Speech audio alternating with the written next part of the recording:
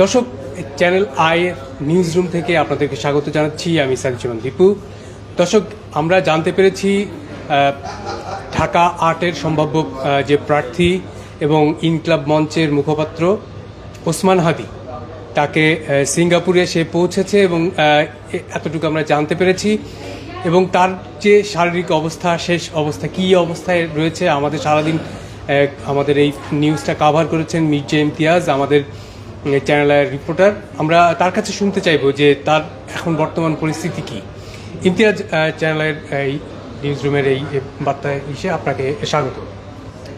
আপনি তো সারাদিন এই হাদির এটা কাভার করছিলেন, তো আমরা জানতে পেরেছি যে তিনি সিঙ্গাপুরে পৌঁছেছেন। তার বর্তমান অবস্থা কী? ধন্যবাদ আপনাকে। আমি যদি একটু নির্দিষ্ট করে বলি তাহলে তিনি সিঙ্গাপুরে পৌঁছেছেন ঠিক 6:20 সিঙ্গাপুরের যে সেলেদার বিমানবন্দরে তার এয়ার অ্যাম্বুলেন্সটি অবতরণ করে এবং সেখান থেকে যথারীতি তাকে সিঙ্গাপুর জেনারেল হাসপাতালে যে ভর্তি করার কথা ছিল তাকে সেই হাসপাতালে ভর্তি করা হয়। আমি যদি নির্দিষ্ট করে বলি তাহলে সেটি 6:50। এখন তিনি বর্তমানে কিন্তু চিকিৎসাধীন অবস্থায় আছেন এবং সিঙ্গাপুরের যে মেডিকেল পলিসি, রুলস এবং পলিসি, এটা কিন্তু অত্যন্ত স্ট্রিক্ট। খুব সহজে সেখান থেকে তথ্য ডিসক্লোজ হয় না বা বেরিয়ে আসার তেমন কোনো সম্ভাবনা নেই।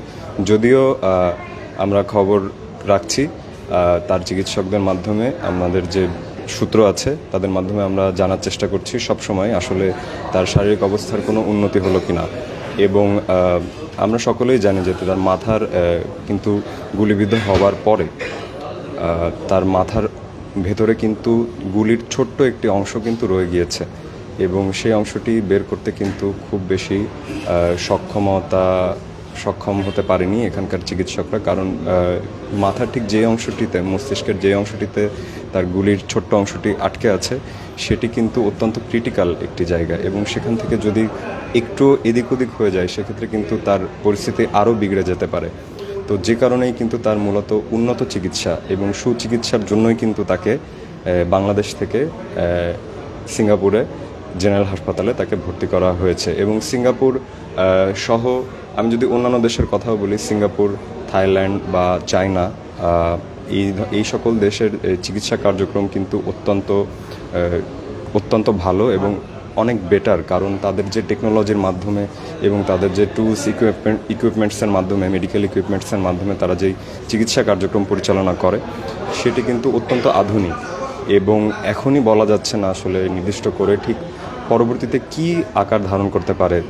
তবে সবাই আশাবাদী, দেশের সকলেই এই বিষয়টি নিয়ে উদ্বেগ, সরকার এবং সাধারণ মানুষ প্রত্যেকেই সবাই চায় যেন তার শারীরিক পরিস্থিতির যথেষ্ট উন্নতি হোক।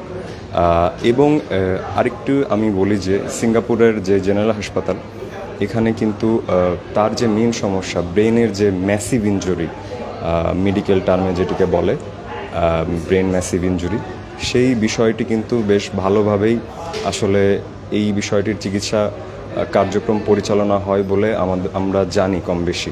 তো এখন যেহেতু প্রায় 1 ঘন্টা মতো হয়তো তিনি চিকিৎসাধীন অবস্থায় আছেন আবার, তো আস্তে আস্তে হয়তো আমাদের কাছে আরও তথ্য আসবে, আমরা জানাতে পারবো, গণমাধ্যমের মাধ্যমে আমরা তুলে ধরতে পারবো যে তিনি আসলে তার এই পরিস্থিতি আসলে কতটা উত্তরণ করা সম্ভব। তবে আরেকটি বিষয় আমি বলে রাখি যে তার মস্তিষ্কের যে অংশটি আসলে এই যে ক্ষতিগ্রস্ত হয়েছে, ইনজুরি রয়েছে এবং এটি কিন্তু আসলে অত্যন্ত আশঙ্কাজনক। কারণ ব্রেনে সাধারণত এই ধরনের ঘটনা আমরা খুবই কম শুনেছি যে গুলির একটি ছোট্ট অংশ আটকে আছে এবং তিনি কিন্তু প্রায়, আমি যদি ভুল না বলি তাহলে প্রায় কিন্তু 3 দিনের বেশি হয়ে গিয়েছে, শুক্রবার দুপুর থেকে।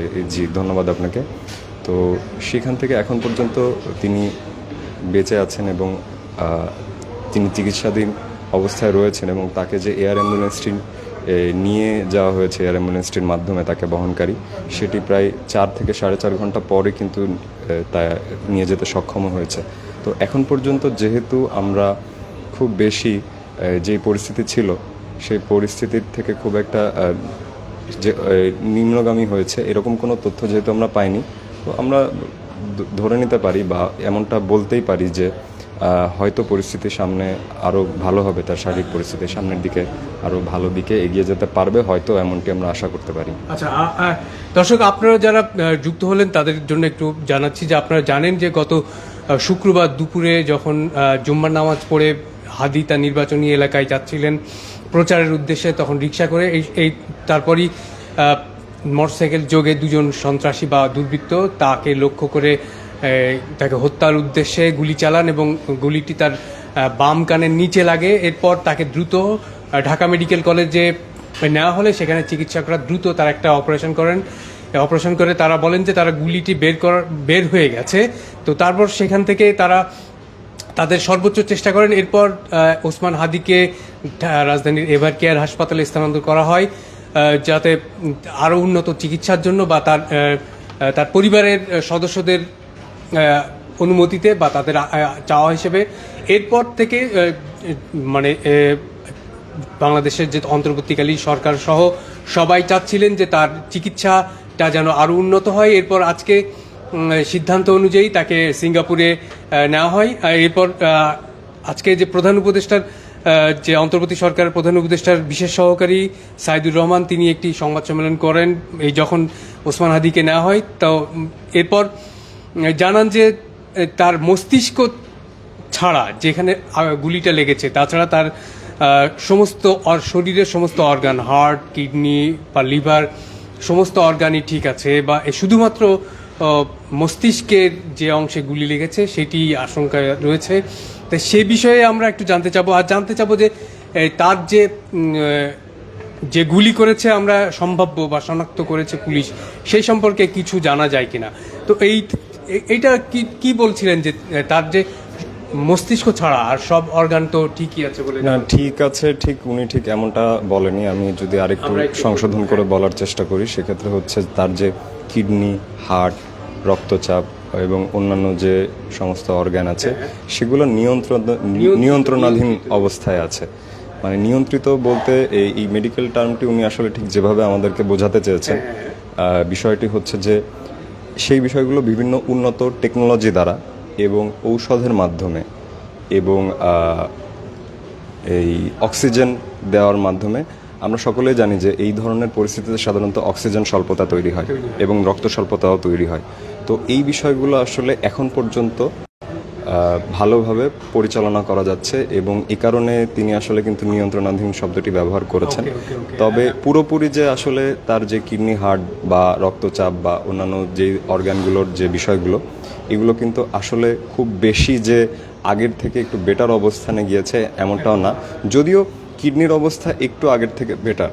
এটা আমরা ঠিক গতকালকেই যেই আনুষ্ঠানিক বিবৃতি দেওয়া হয়, তার যেই মেডিকেল বোর্ডের যে সদস্য যারা আছেন, 13 জন মেডিকেল বোর্ডের সদস্য এবং অন্যান্য যারা এখানে যুক্ত আছেন তার এই চিকিৎসা কার্যক্রমে, তো তাদের মাধ্যমে আসলে আমরা এমনটি জানতে পারি।